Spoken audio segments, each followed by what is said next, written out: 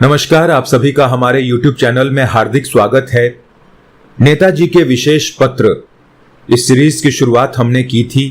ये उसी श्रृंखला का दूसरा वीडियो है। आप पाठकगण, श्रोतागण जो इस वीडियो के माध्यम से हमसे जुड़े हैं, उनसे करबद्ध प्रार्थना करूंगा कि आप पहले हिस्से को भी, प्रथम भाग को अवश्य पढ़ें, सुनें। आपको बेहतर जानकारी मिलेगी कि हमारा इस पत्र को पढ़ने का उद्देश्य क्या है और आपको थोड़ी और भी जानकारी मिलेगी इस पुस्तक के संबंध में। तो चलिए, जैसा कि सीरीज में नेताजी के कई पत्र हैं, इस वीडियो में भी हम कुछ पत्र पढ़ेंगे। और जो पहला पत्र पढ़ेंगे इस वीडियो में, उसका शीर्षक है जनता जनार्दन के नाम अमर ओजस्वी स्वर। मैं अपने देशवासियों से कहता हूं, मत भूलो कि गुलाम रहने से बड़ा और कोई अभिशाप मनुष्य के लिए नहीं है। मत भूलें कि अन्याय उत्पीड़न से समझौता करना सबसे बड़ा पाप है। सनातन नियम याद रखो, यदि तुम जीवन प्राप्त करना चाहते हो तो उसका उत्सर्ग करो। यह भी याद रखो कि अन्याय के विरुद्ध लड़ना सबसे बड़ा गुण है, फिर चाहे उसके लिए जो भी मूल्य चुकाना पड़े। मैं आत्मत्याग के आदर्श को लेकर ही अपने जीवन को प्रारंभ करना चाहता हूं। मेरा यह विश्वास और भी दृढ़ होता जा रहा है कि भविष्य में आत्मत्याग के किसी भी आह्वान को मैं साहस और धर्म के साथ स्वीकार करूंगा।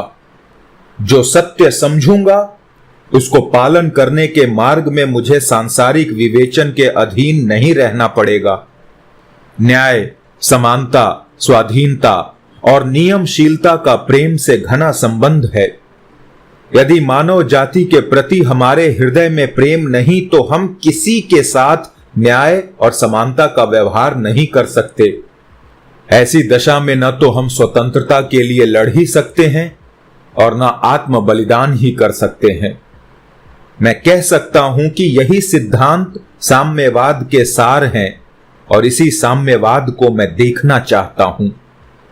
आइए एक और पत्र पढ़ते हैं। उसका शीर्षक है भारत राष्ट्र एक जीवित आत्मा। मनुष्य जीवन में जिस प्रकार शैशव, यौवन, प्रौढ़ावस्था और वृद्धावस्था आते हैं, राष्ट्रीय जीवन में भी उसी प्रकार, उसी क्रम से ये अवस्थाएं देखने को मिलती हैं। मनुष्य मरता है और मृत्यु के बाद नया कलेवर धारण करता है। राष्ट्र भी मरता है और मरण के भीतर से ही नवजीवन प्राप्त करता है। फिर भी व्यक्ति और राष्ट्र में अंतर है कि सब राष्ट्र मृत्यु के बाद जीवन नहीं पाते।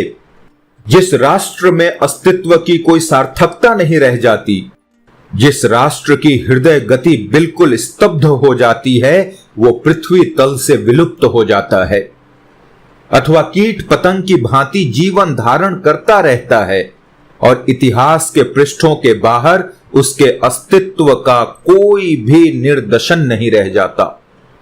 भारतीय राष्ट्र एक से अधिक बार मरा है, किंतु मृत्यु के बाद पुनः जीवित भी हुआ है। इसका कारण यह है कि भारत के अस्तित्व की सार्थकता थी और अब भी है।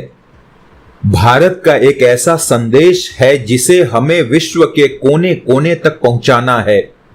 भारत की संस्कृति में ऐसा कुछ है जो विश्व मानव के लिए बहुत आवश्यक है, जिसे ग्रहण किए बिना विश्व सभ्यता वास्तविक उन्मेष नहीं पा सकती। केवल यही नहीं, विज्ञान, कला, साहित्य, व्यवसाय, वाणिज्य, इन सब दिशाओं में भी हमारा राष्ट्र विश्व को कुछ देगा, कुछ सिखाएगा।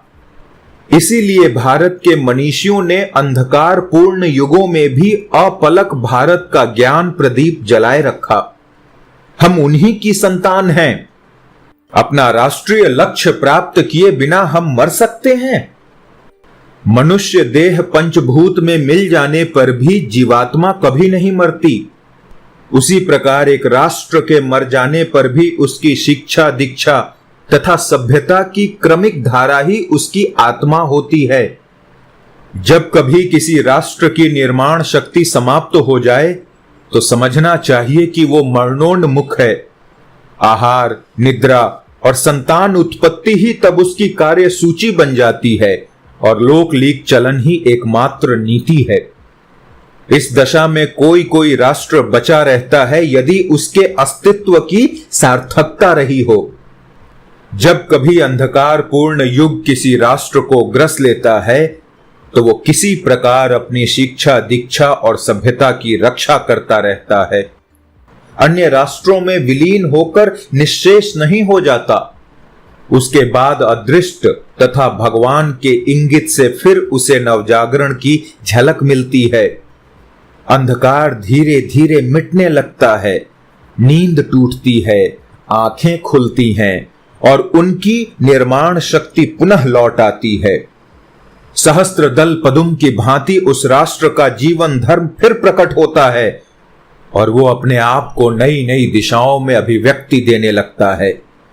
भारत राष्ट्र इसी प्रकार अनेक मृत्यु और जागरण के अंतराव लंबन से गतिशील है, कारण उसका एक मिशन रहा है।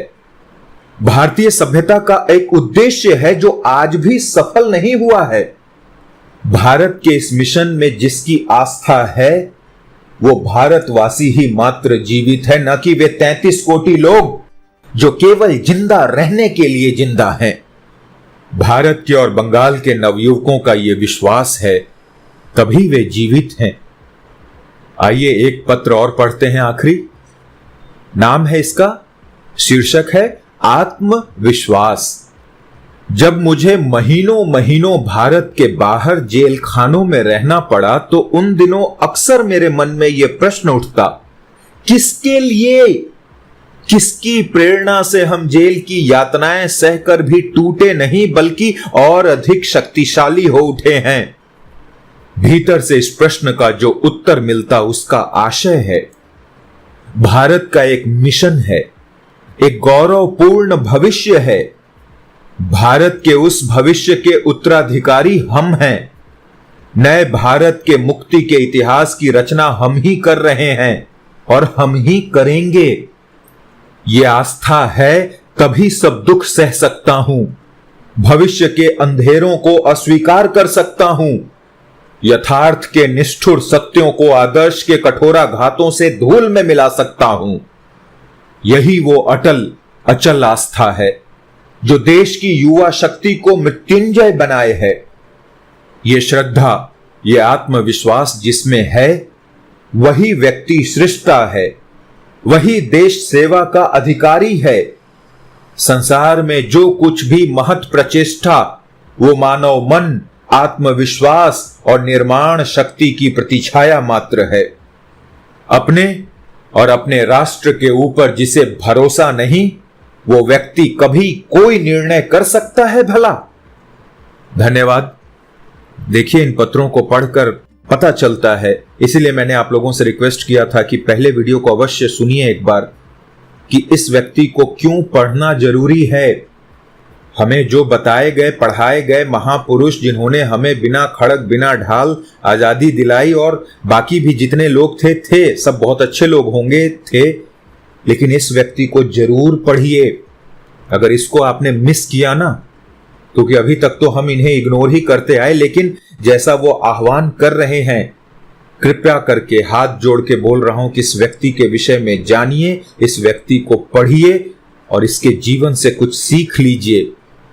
धन्यवाद। मुलाकात होगी अगले वीडियो में नेताजी के अन्य पत्रों के साथ। जय हिंद।